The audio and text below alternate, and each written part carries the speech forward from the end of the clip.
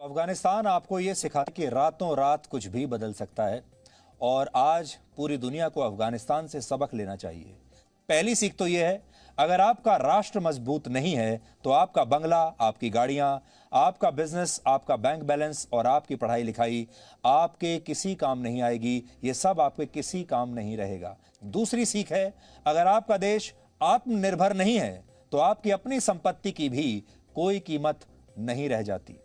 ये आपकी दूसरी सीख है, क्योंकि अगर आपका देश अफगानिस्तान की तरह बन गया जो दूसरे देशों की मदद पर आश्रित है, दूसरे देशों की सेना पर आश्रित है, तो फिर आपका भी यही हाल होगा। आप खुद कितनी भी संपत्ति कमा लीजिए, अगर आपकी सरकार में कड़े और बड़े फैसले लेने की ताकत नहीं है तो आपकी ताकत का भी कोई वजूद नहीं रहता। ऐसी स्थिति में आपको भी किसी दिन हवाई जहाज से लटक कर भागना पड़ सकता है। यह आपकी तीसरी सीख है। अगली सीख यह है कि जिस नेता को आपने चुना है वो अगर कमजोर हो, यानी अगर आपका नेतृत्व ही कमजोर है, तो सब कुछ होने के बावजूद किसी भी देश के नागरिकों को शरणार्थी बनते देर नहीं लगती। ऐसे कमजोर नेता मुश्किल परिस्थितियों में या तो अपने लोगों को छोड़कर भाग जाते हैं या फिर दूसरे देशों के साथ सौदा कर लेते हैं, जैसा कि अफगानिस्तान में हुआ।